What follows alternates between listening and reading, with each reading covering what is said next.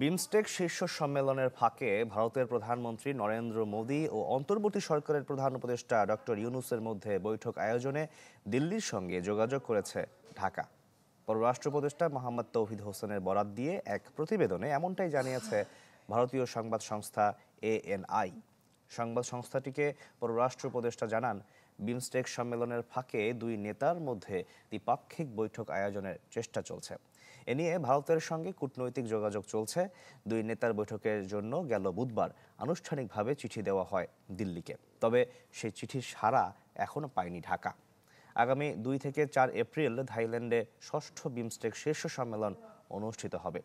এর আগে জাতিসংঘ সাধারণ অধিবেশনের ফাঁকে নরেন্দ্র মোদী ও ডক্টর ইউনূসের মধ্যে বৈঠকের জন্য বাংলাদেশের পক্ষ থেকে চিঠি দেওয়া হলেও সে সময় তা অনুষ্ঠিত হয়নি।